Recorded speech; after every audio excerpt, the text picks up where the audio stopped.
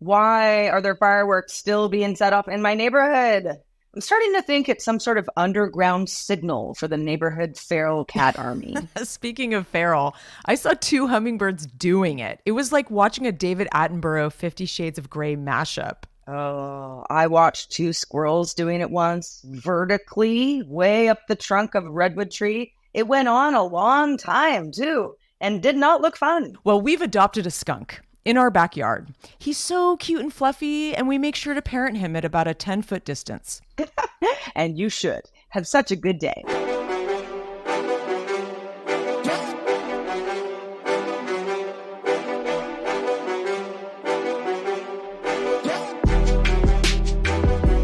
Hello, world! Welcome to Have Such a Good Day. The show that wants you to do just that.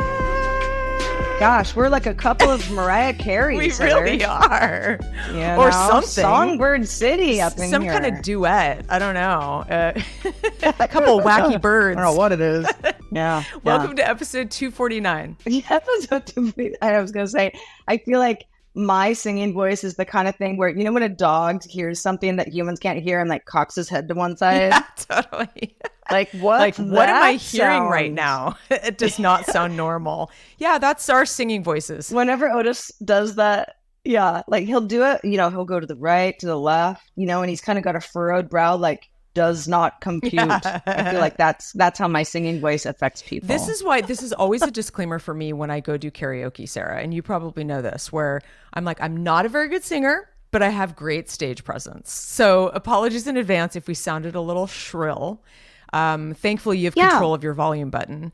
Welcome to the show. Well, it is. Yes. Welcome to the show that Heather and I don't participate in karaoke. But, you know, never say never. We certainly have participated in karaoke together at many various karaoke bars in the past. Many. Not recently, though. No. I mean, I haven't done karaoke. I've not karaoke cheated on you. I haven't. You better not. I haven't sung karaoke since, God, I don't even know when. I was thinking of having a chapter, a birthday party chapter in Los Angeles, maybe staying somewhere cool and like having a karaoke night and just like doing it. Oh, that would be so fun. So fun. I need to incorporate karaoke for this birthday for sure. We're not going to talk about my age. Never, not on this episode, not on any future episodes, but welcome to the show that talks about the absurdity of everyday life for your entertainment. It's kind of like a fizzy soft drink, like fun and weird, but like straightforward enough. I actually did not write that. I stole this from a review of another podcast. I just thought it fit us so well. Our buddy, actually, Allison Park, I'm calling her out here, sent it to me saying that our show reminds her a lot of this Conan O'Brien podcast called Conan O'Brien Needs a Friend. And apparently it's like a conversation style podcast. I started listening to it actually a couple days ago when she sent this email, but I was pretty blown away by how well written the descriptions were. And she sent it because it reminded her of our show. Just kind of where friends kind of hang around and talk about what's going on and what's on their minds and that kind of thing. So I thought I would shout out Conan O'Brien. If you're listening, we see you. And yeah. And we hope you feel seen. Yes. For sure. Yes. For sure. Yeah. I was, so I don't know why. Oh, I know what it was. So Dr. Ruth died recently. Yep. She was like in her mid 90s. Yeah. I mean, had a very long, full life, but I didn't really know her sort of origin story, you know, and it's a whole, escaping, Nazi Germany, and, her whole family died and she was quite young and, ended up growing up in Switzerland as an orphan and just, I don't know. It was just, sometimes when, for anybody who's not familiar with Fresh Air, it's about an hour. It's an hour of, Terry Gross or one of the other hosts that sometimes fills in for her, just interviewing somebody. Every so often the episode will have more than one interview, but it's usually just the one. So it's like, it's the better part of an hour of you getting to know someone. And they're often promoting a book or a new movie or something. And sometimes I'm just like, I don't know if this is the subject material I want, like, right this second. Totally. And Dr. Ruth was one of those, but kind of knee-jerk reactions. because I was sort of like, I don't know, because I know who she is, and sex advice, and she was kind of, she was this older kind of woman older fashioned, who was like real, yeah. Yeah, and kind of had the, she was sort of the spicy old lady, so it was funny when she would give sex advice because it just, it wasn't sort of like, like porny kind of feeling or anything. It was more of just like, oh my God, it's like my grandma.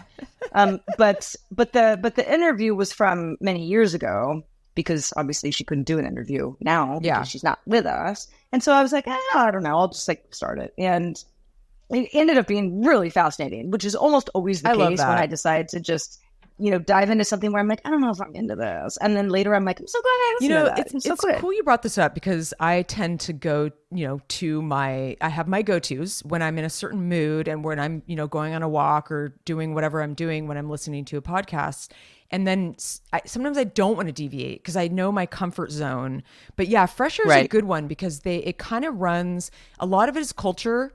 But yeah, she sometimes will have some episodes where I'm like, it's not normally something I would choose. But then yes, there's times when I feel adventurous and I'm glad that I did. Because I wouldn't sometimes have known. It's good to, you sort of, you kind of get led along. Yeah. It's almost like like choosing a playlist instead of building one. Yeah. It isn't necessarily going to be perfect for you, but you might learn a little something. Anyway, the reason that I brought this up was because you said Conan O'Brien, because she was a guest on Conan O'Brien, like his late night show many, many, many years ago. And so they played a clip from that during the interview, and it was just really funny. Oh, that's cool. You said sort of old fashioned, and I don't even know what year this was. It was like, mid 80s or maybe 90s. And well, yeah, I guess it would have had been the 90s because Conan O'Brien. But she said something like, it was like they were talking about like tips during sex. Okay. And of course, Conan O'Brien, you can see his sort of like deadpan, like, oh, great. I am so excited to hear about how great I am, So it was just funny. Like they were like playing off of each other. She said something like, yeah. And he goes, he says, and you don't have to look good because I can't do that. And she's like, no, women don't care about that. They care if you, look them in the eye and maybe talk about wanting to buy them an engagement ring. That's so true. And Conan's like, well, you lost me there. And it was so fun. Here I am, like, I'm like walking down the street, like, ha ha ha, laughing to nobody. I love that. Looking like, whatever. It was just like, that's great. I was like, I wish I would have watched that one that was actually on TV because that would have been a funny. Well, I'm glad I brought up this Conan thing because it brought up the Dr. Ruth thing. So it's basically contributing to our sex-themed episode, mostly about animal sex. But now that we've talked about Dr. Ruth, they do it. Right? Yeah. I think it's like maybe a late summer kind of. I don't know when animals like to mate. In the spring apparently, but like I feel like it's happening right now too. It's kind of like I feel like it's been like a piñata exploded of like baby birds around here because they're all like flying in the air together. They're like going on little dates. I mean, seriously, they're flying. It's like a Disney movie. It's like all of the birds have had babies and they're all learning how to fly. In fact, you would love this, Sarah. I know we talk about bird watching as a very middle-aged thing to do, but I think this is fun for the whole family. There's this family of sparrows that are, they have a nest right above Elijah's office window. And so if you put your head out of the next window, which is the bathroom, it's incredible because it's on the second floor. And just the other day, the babies were all lined up at the edge of the roof learning how to fly. And so they would like, take turns and jump off the roof and like, cruise around above you and they're right in your face. And then they go back to the edge of as like sort of a launching pad. They were using the roof. And it was just like kind of an amazing show. I felt like I was watching like the Blue Angels, like some, airplanes, but they were actually birds. And it was really cute. It was like kind of cool to be part of that. I think in the city, it's harder to get that up close and personal. I don't see nests in the city. I often come across nests here, being in the country. You see them quite a bit. And you can kind of tell where they are because you can kind of see where the birds are kind of going at, they're bringing like food or trying to build a little house or whatever it is. But yeah, it's kind of like a bird piñata up here.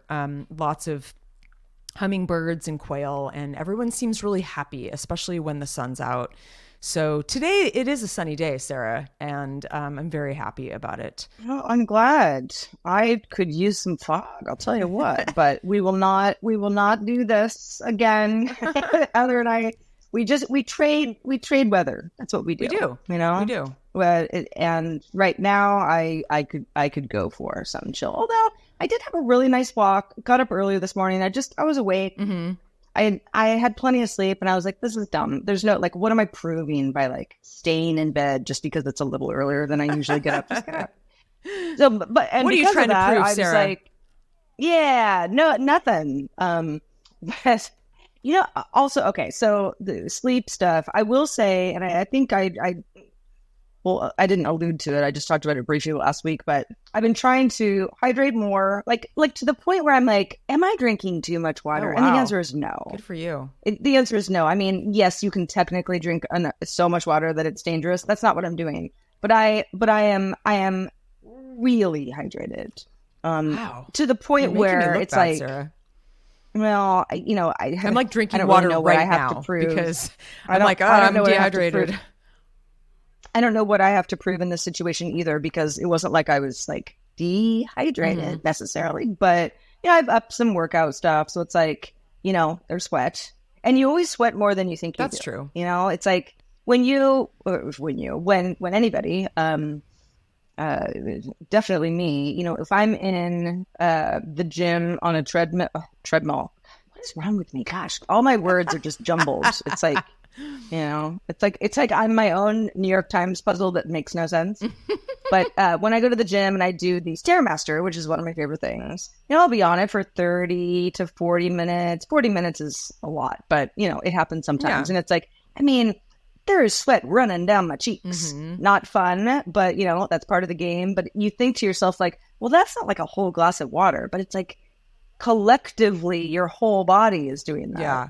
It's just that you only notice the trickle, in a couple of places. You lose a lot of water. If only you liked watermelon, because you could eat some watermelon in between drinking water. No, thank you. I'll eat a cucumber. There you go. Also a lot of water. Oh, I ate 8 cucumbers. So I've been buying these like maybe too many cucumbers at the farmer's market. And we also have cucumbers at least a couple a day now in our greenhouse. They're amazing when you take them off the vine because they're warm. I love just biting into one that's like kind of warm from the sun.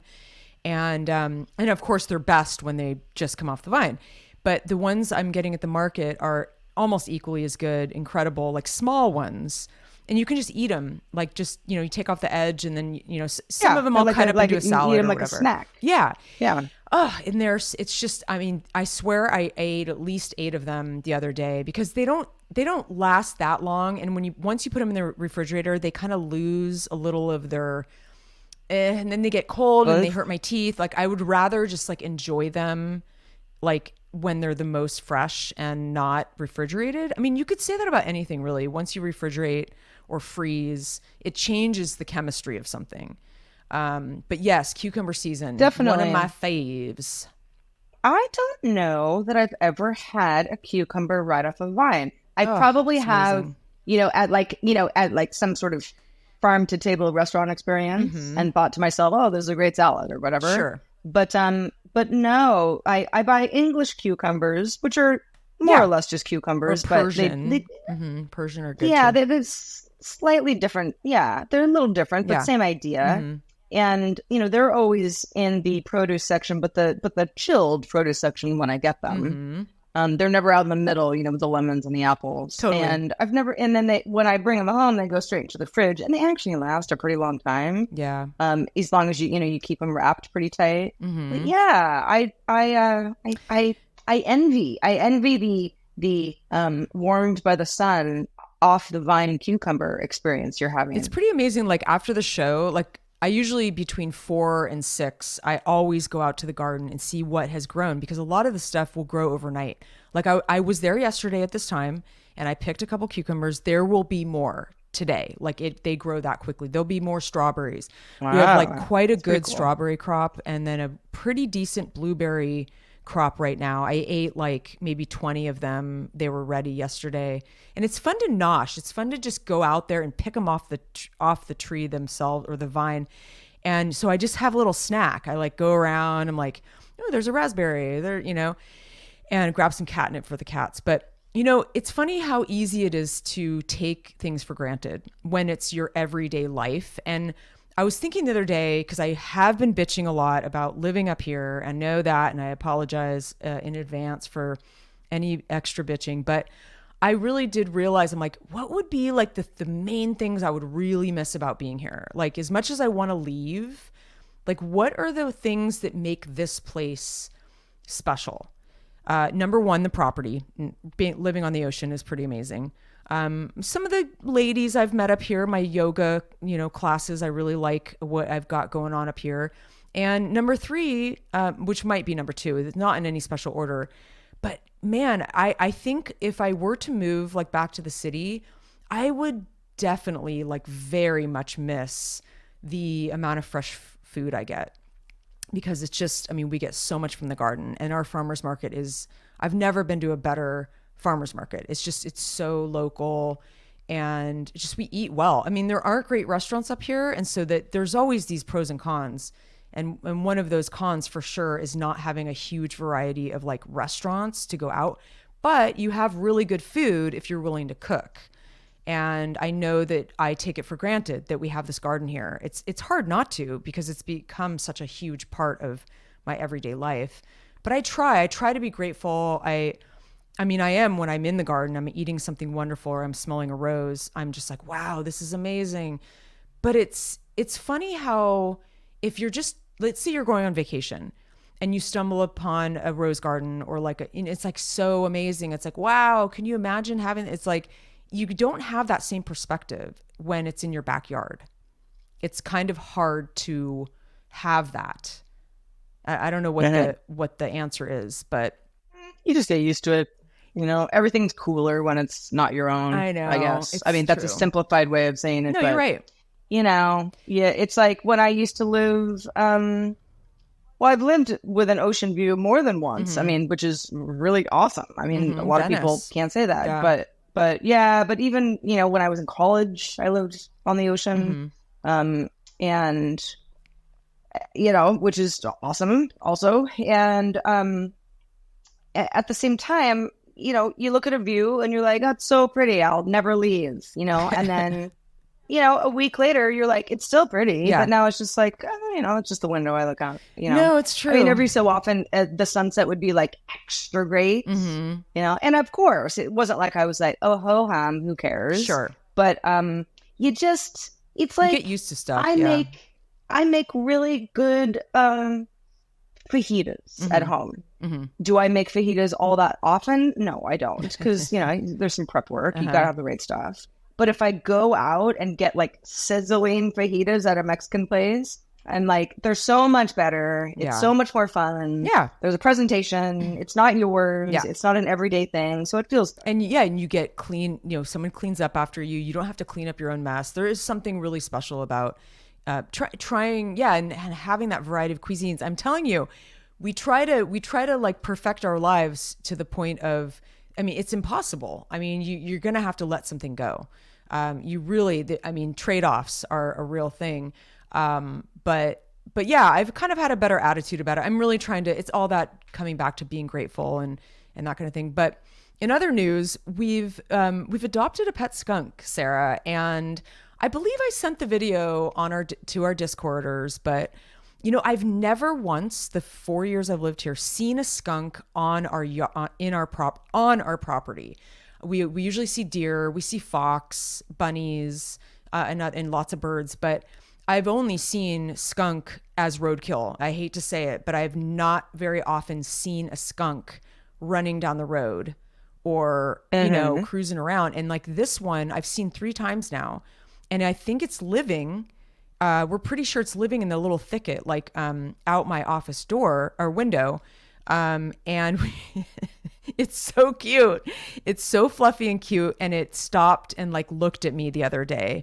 And both me and Elijah, like every night after dinner, we bring it like a little bowl of food. You know, we put like little chopped celery and so it's been kind of a joke, silly little thing that we have a little pet skunk. And then I always say too, because Charlie, my cat, has kind of skunk fur. He's a tuxedo, and I say that he's sort of his long lost relative, maybe a second cousin or something. Oh yeah, it's pretty cute. I love skunks. They're so cute. Skunks. Seriously, I have to tell you, Heather, that there are, and I don't know how the skunk types differ, but there are some skunks that actually don't spray the stinky skunk stuff. Yeah, they're unscented. And then there are others that do, because it's defense mechanism. But because of that, a lot of people have pet skunks, and those skunks have Instagram accounts. Yeah, and I follow some of them. Oh, I should do that. And they're just like, it's like people who have like pet raccoons. That clearly the pet has always been domesticated. Yeah. Like a raccoon didn't just come in one day and be like, okay, I'm like not going to be a wild raccoon anymore. So this is very, don't trap a skunk and bring it home, but in the event that a baby skunk, I don't know, maybe get separated or there's an injury and respect to health type thing, they tend to become pets. And they're so darn cute that the people make social media accounts, and then I follow the antics, and they cuddle with the dogs, chase the cats. They're really friendly. They're so adorable, and they kind of do like little bunny hops, but they're skunks. Yep. I would love a pet skunk. Oh, same. And I, like when I did the movie, we had a skunk, and I talked to the animal wrangler about skunk for a long time, just kind of about that. Yeah, a lot of people do have them descented. And they're pets, and they're very cuddly. They're very lovey-dovey. They're good pets. Like that's the word on the street, is they're actually like good pets. I don't know like where they're like illegal or what the deal is, and if it could become like a normal thing. I don't know. It's kind of odd because it's so heartwarming to know that some of these wild animals, they just kind of want to cuddle too. They want to be loved. I mean, just like our cats and dogs want hugs and want to be loved. And I just, I feel the same way, Sarah. So when I see him hip hop down the path, I'm like, oh my God, there's Gus. We named him Gus.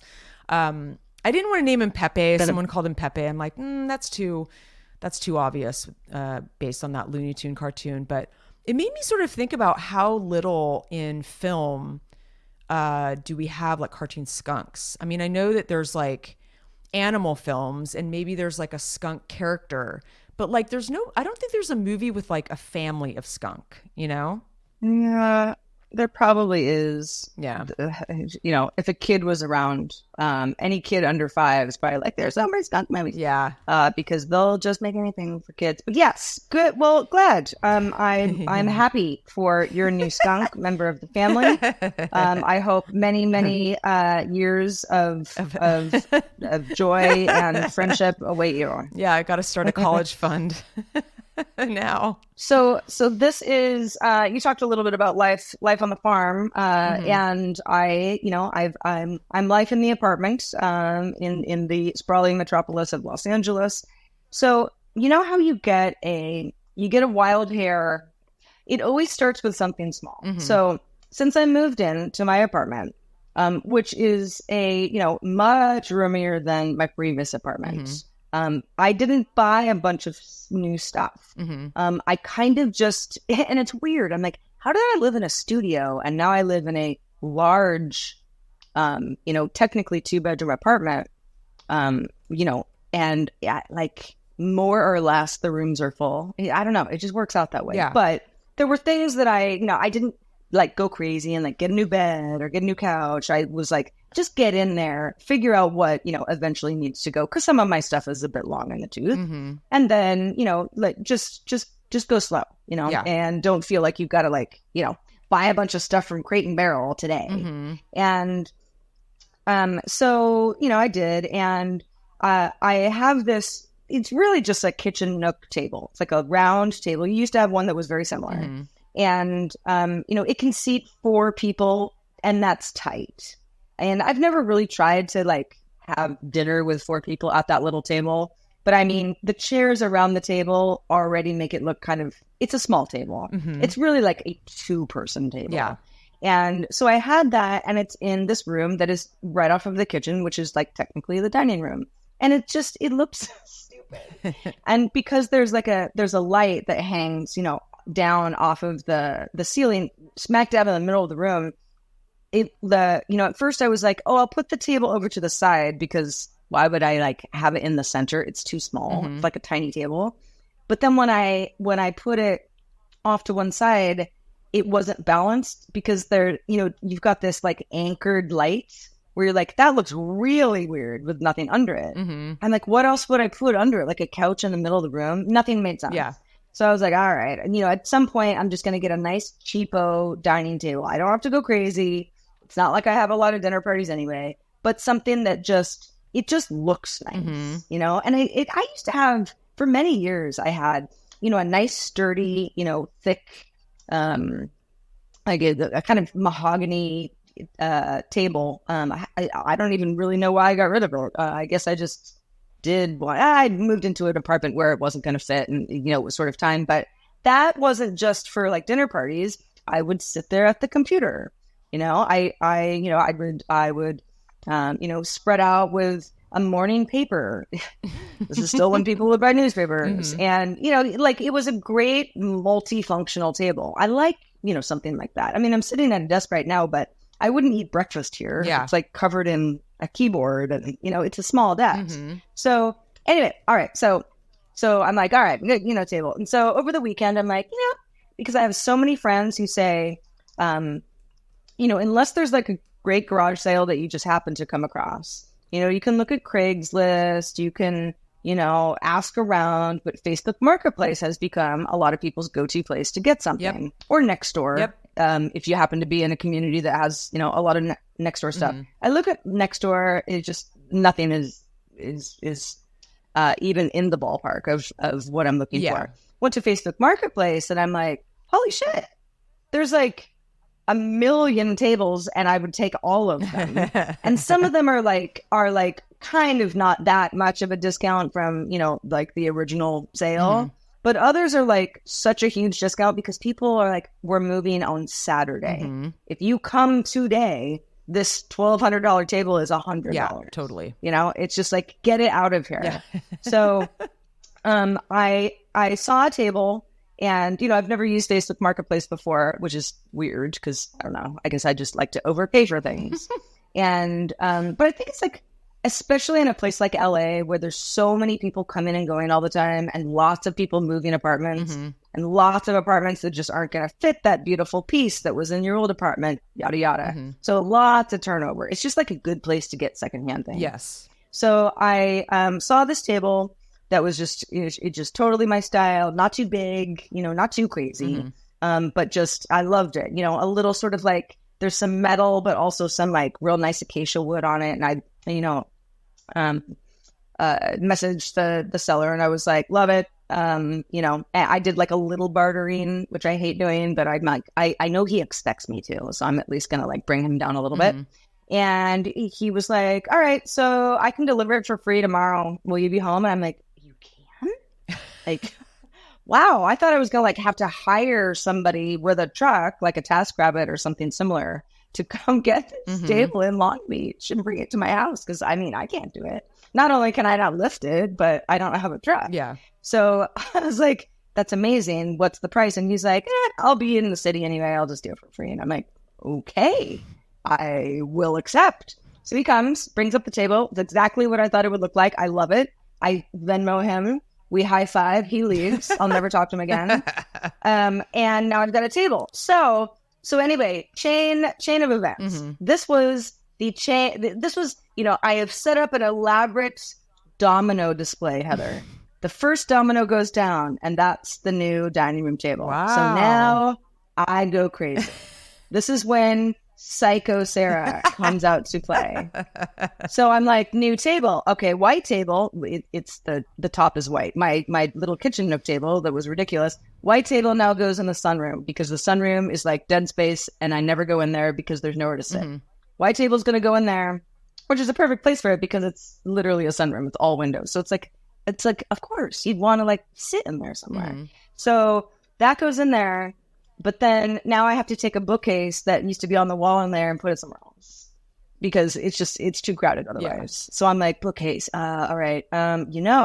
What if I put the bookcase under my TV? Because right now my TV is like sitting on top of this basically nightstand, it was never supposed to stay that way because I was going to get the TV mounted months ago when I bought the new TV, but I'm just so lazy it hasn't happened. So I'm like, what if I put it under the TV? Oh shit, it won't fit on that wall because I've got two windows and the windowsills jut out and so it won't fit in between them. And I'm like, oh, but what if I do the whole thing on the opposite wall where the couch is and then I move the couch across the room to where the TV is and now I've got to fix the carpet, the area rug a little bit because it'll overlap weird. Okay, so now everything has to get taken out of the living room. Every single thing has to leave the living room. Go packed into the dining room, have to fix the rug, then put everything back. Now, Heather, I cannot overemphasize how not strong I am to be lifting and carrying some of these things. Mm-hmm. I mean, my couch, I can like pull and push across a rug, it's a little bit easier, but like the TV, I had no business moving that TV. But you did anyway.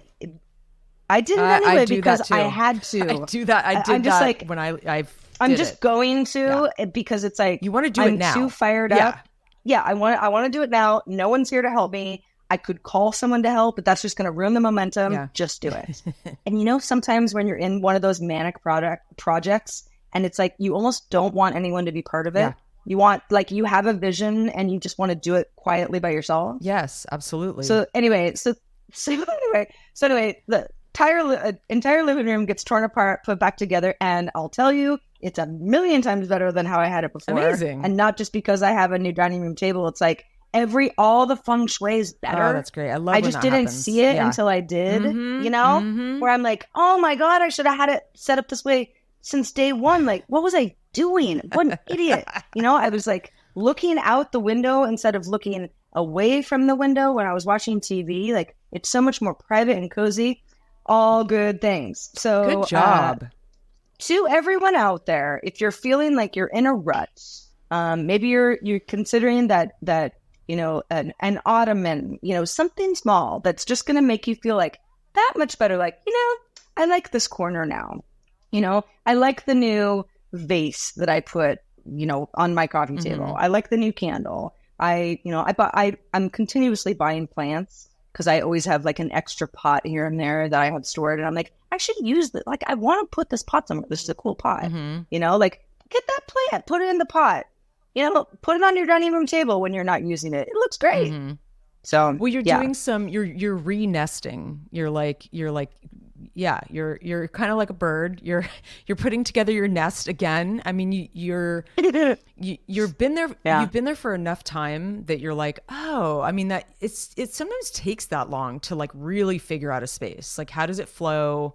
What rooms do I use? It's also so easy. Maybe not for everybody. Some people are just meticulous and they will just have every I dotted and T crossed, quickly. Totally.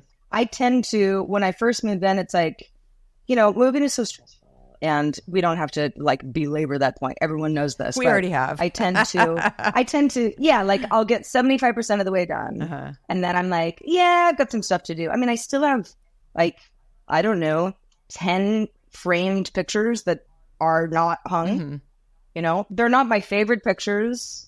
So I'm like not in a huge hurry, but it's easy to be like, wait a second, I lived here for a year and I'm like not moved in. I know it's pretty shocking. I mean, we're still, I mean, someone was here recently, it might've been Melissa's husband, Chris, and he hadn't been here before. And I was like, just so you know, everywhere's a work in progress. Like, cause it's like, this rug is coming up from the stairs. It's all ripped up. Ziggy's using it as a, scratching post. I don't even care anymore. It's so old. Every single room has like drywall, A thing. exposed drywall, like the paint is splotchy, like there's just projects galore. And yeah, sometimes it just takes a lifetime to like get through. I really feel like it's going to take a lifetime to get through all these projects. But it's so funny, speaking of kind of, I mean, I love interior stuff, as you know, Sarah, and I love putting together a room. It was maybe a career I could have gone into, but I do enjoy doing it at my house. But yeah, a good refresh where you move something around, even if you just move like your desk to the other side of the room, it sometimes makes a huge difference, and it's such a fun, just breath of fresh air. And I'm normally like a pretty organized person. Like I was looking for some files the other day, and I was trying to take advantage of the cloudy day. I was like, okay, don't let it bother you. Just focus on one of these annoying projects you have to do in your office where you have to go through some files, and just put your head down. Don't look out the window. And so I've been working on this movie, and it's, we started it. It's being written right now.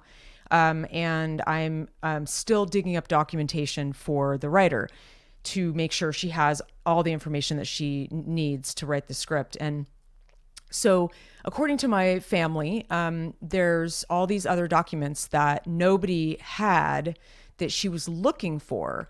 And it was like, I kind of had this like weird moment where I'm like, I know I came across something that sounds like those things, but where would I have put them? And, 3 years ago when I was going through my dad's office and organizing it, I actually organized, I threw away stuff I knew that should have been thrown away, but I put stuff in certain folders in like the deeper archive, like back in the closet in a box, or, in like the filing cabinet I don't use very often. And I forgot that I did that. I actually created like a family movie because I knew I would go back to the movie someday, and I had all this documentation. I didn't read through it all. I just knew that's what it was. And then through it is about an inch thick of documentation. I put it in a folder in the back of my filing cabinet that I never open that drawer. That's like the bottom drawer. I just don't open it. And I was sitting there scratching my head like, oh man, like who has these? Somebody has to have these. I have them. And so I started to like kind of, sleuth my own organization process. And I found this folder, and it was like coming across a treasure chest, because it was all the lost documents that we were looking for that nobody digitized. It's all on paper, and it's like all sepia toned. It's all old. It's all from the 1930s and the 1940s. And there's only one copy. Nobody in the family has copies of these things. And it's like an unofficial autobiography from my grandmother. The one we're working from is actually from my great grandmother. This one's pretty short. It's like 30 pages, but it's like a gem, it's like good, juicy stuff. Mm-hmm. And so I'm in the process of scanning, but it felt like a win. I was like, I kind of patted myself on the back. I'm like, you're so organized. You put all this stuff in a folder, but I forgot where I put it. I was so organized that I forgot where I put it. I mean, it's just so funny. I just kind of like chuckled because it's just so ridiculous. It was like right under my nose. But yeah, so being productive as usual. I like to get things done and move the needle. I also found this is kind of taking it too far, but I found I wanted to share an app that I found. I don't know if y'all use this. I don't know how popular it is. I mean, like I told you in the last episode, I deleted one of my weather apps, and I started using some other apps that are actually quite more accurate, and they talk a lot about wind and velocity and just all these other details that are really interesting that I kind of geek out on. And they're definitely way more accurate than the iPhone weather app. I was like, wouldn't that be cool if there was an app where you could find nearby where the sun might be shining, like maybe an hour away, maybe just up the road, just kind of see where is the sun shining? Because in a foggy place, Heather, You and your vitamin D. Dude. Girlfriend, you need that sun, don't you? Well, well, you're not the only one. It's because of where I live. I never used to have this issue when I lived in, I didn't. I mean, it was windy in San Francisco and it was foggy, but I don't ever remember it affecting me. I think there was enough sun.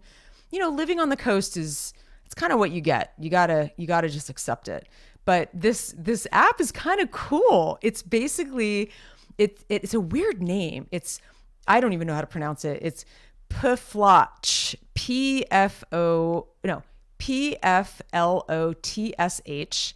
I would imagine it's in another language, but it's called Flotch Sun, and it shows you at the push of a button where you can find up to 3 close by places with a forecasted sunshine duration of at least 50 minutes.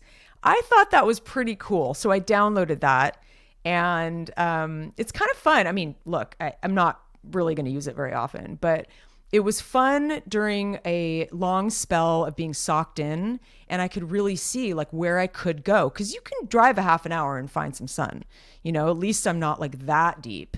But anyway, that was kind of a fun find, and it made me think of, actually, we got an email from Kevin, who we've gone back and forth with Kevin about weather, and he pinged me recently, asking me if I ever went back to trying Weather Underground for forecasts.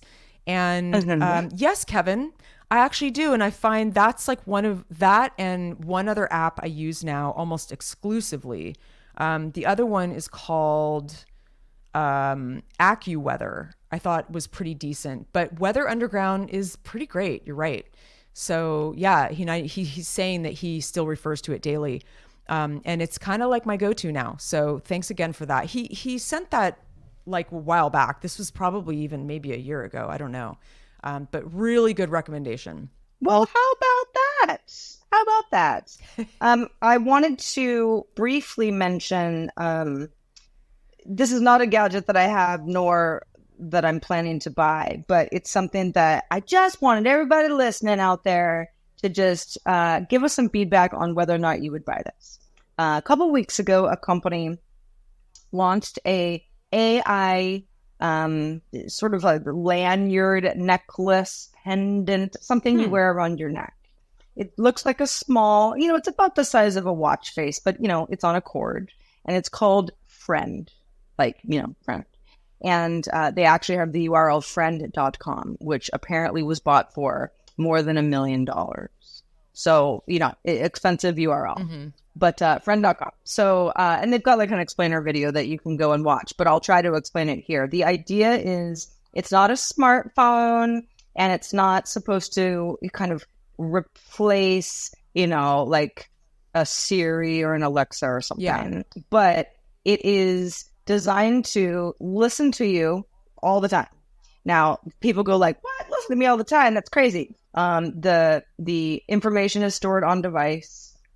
So it and not sent to the company or shared with third parties or anything. If you believe the company is doing it this way, then, the whole like creepy part of it listening to you all the time should be less creepy in theory. Now you say, all right, so what does it do? What's it supposed to do? Well, it's supposed to be your friend. Wow. So instead of, like a little kid who has an imaginary friend type thing, or, me when I was little, talking to Mr. Bear, the stuffed animal, who I still have, by the way. And so there, some examples are, there's this woman on a hike, and, she gets to the top of the mountain, and, she there's a little button on the pendant on the device, she presses it and it's just like, oh my gosh, I can't believe we made it. This is so far. And then what it does is it then responds to the smartphone that it has connected to via Bluetooth.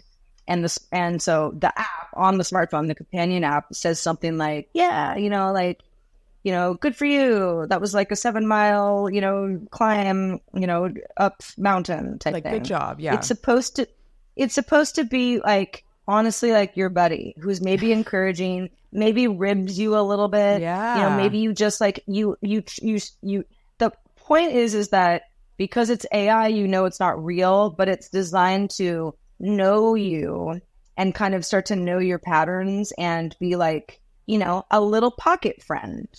Now, wow. I know a lot of people are like, either like, okay, so there's probably three different reactions that people being like, creepy, hate it, don't want this. Or stupid, this is silly, it's not real, don't want this. Or, this is maybe not unlike the practice of journaling, or sort of like working things out in a way that's, different than just keeping everything inside your own brain type thing. Yeah. And I don't know. I'm not actually creeped out by it. I think, I don't know. I'm just not, especially because there are a lot of lonely people in the world. Absolutely. I'm lonely sometimes. No, I sort of saw this coming. Yeah. I knew this day was coming. It's also pretty limiting. It's not that expensive. The whole thing's $100. There's no subscription fee, so you buy it and that's what you have. And the demo video also showed like this guy who's like sitting around a living room like with his bros and they're playing video games. And because again the device is listening, the friend is listening. The friend knows from the audio in the room that like his buddy is losing, and so he's like, sending him like, yeah, you better step it up, dude. Yeah, kind like encouragement and words of encouragement. Yeah, and you can like name your friend, and it is silly, but at the same time, I'm like, life is dystopian enough as it is. So true. This does not bother me very much. I don't hate it, and maybe for somebody, especially an elderly person, absolutely, or even. Yeah, I mean, it doesn't have to be an elderly person or anybody who just, there might be some social anxiety. I mean, there's all sorts of reasons that this could be just a kind of good exercise. I think so too. To be able to open up and sort of share stuff with another entity. So is it available now? And like, how much does it cost? Yeah. $99. And it is. I think it's cool. Okay, so if y'all haven't checked out, there's a new series on Apple Plus TV, and it's called Sunny, and it's with Rashida Jones, and it takes place in Japan, and she has a companion robot, and it's very similar, and the robot knows her really well and follows her around and kind of reacts to like what's going on. It reminds me of that a lot. I've seen like 3 episodes. It's okay. It's a cute concept. And Rashida Jones is cute to watch. I don't know if you've seen any ads for that show, Sarah. No, in fact, I've never even heard of it. I've been pretty deep into Olympics, although I'm sure there've been promos before a couple of weeks ago that ran. Yeah, no, I hadn't heard of it. But I like Rashida Jones a lot. Yeah, it's cute. I mean, it's kind of because it's like a mystery where she has to like work. She works with her robot to like dispel this mystery. If that's your thing, check it out. Well, that's cool, Sarah. I mean, I'm like the friend thing. We are in the future right now, for sure, and it's kind of a trip. I'm not against it. I mean, it is trippy. I wouldn't say it weirds me out. Like I said, I'm up enough on AI stuff and use a little bit of AI here and there to know how it can benefit you and how it can be good. It can be your friend. But it's still, we are definitely, this is a throwing spaghetti at the wall part of, we're in that era. We are absolutely, it's fun. Like, little things like this that are just niche, almost throwaway things. Some of them are going to catch on in a big way, and most of them won't. And agreed. And as far as like the more sort of big implications of AI and how we're all going to manage as humankind, up in the air, TBD. Because again, early days, but I try to be as optimistic as possible. Even because I think it's really easy to just be like freaked out, like, no, too much. Because it's like too late for that. So we got to figure out, what to embrace and what not to embrace. Yeah, I totally agree. Well, I'm glad you brought that to the table. It's definitely like some good food for thought. Yeah. We've got a couple of emails, and I will read one now from Brian. And by the way, thanks to everybody who emails. hi@havesuchagoodday.com is that email address. If you ever have anything on your mind, want to get it off your chest, consider us your friends. But Brian says, hey, Sarah, this is a long time ago, but when LA hosted the Olympics back in 1984, everyone had the same dread you did, but it ended up being awesome because locals left town and people stayed home. Freeways were like early COVID empty. It was great. There you go. And Brian, of course, is responding to me saying last week that I was, if I'm still even here, in 4 years, which you never know with old Sarah. But I might be. If I am, LA will be hosting the Summer Olympics. And it's funny, I had lunch with two other women who live in my building. We've become buddies. Oh, cute. And we were talking about the Olympics, and one of them was like, let's all just like go to Mexico and Airbnb the building. Yeah, I mean, we totally. would make so much money. You should. So much money, and like they have like cute apartments too. I'm like, it's not a bad idea. Somehow pull this off without the landlord taking a little cream off the top. We'd be in really good shape. But anyway, you've got time to think about it. Something to think about. Yeah, I got 4 years. So, we'll work. We also got a note from Jude. Hi, Jude. So we constantly are trying to like figure out what is best to say at the end of the show, because Heather and Forever works really well, but then Sarah, it's hard to find something that sort of rhymes. So he's saying at the end of the show, when I say I'll be Heather forever, Sarah can say, I'll be Sarah for an indeterminate amount of time. Feel like I've heard that somewhere else, but it fits. And I like that. It kind of has like a rhythm to it. It doesn't totally rhyme, but it like kind of feels like there's a rhythm. It doesn't rhyme at all. No, I don't know. I don't know if I feel the rhythm, Heather, but I like it. You should try it. Maybe we'll try it today. I'm going to do that today. Yeah. Yeah. Thanks, Jude. In fact, I mean, what are we waiting for? Before we do say goodbye, because we're talking off the rails here, Sarah. We're approaching an hour here.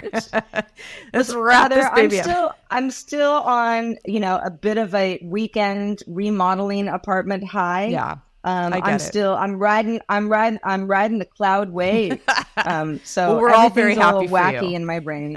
Yeah. It's probably why half the words I say these days come out in really weird ways. Where I'm like, I'm a Scrabble game, but you're missing a lot of the pieces. It's like your brain isn't connected to your mouth somehow. Yeah. It's coming. They're coming apart. I had to record a show earlier. I didn't have. Well, no, I guess I did have to.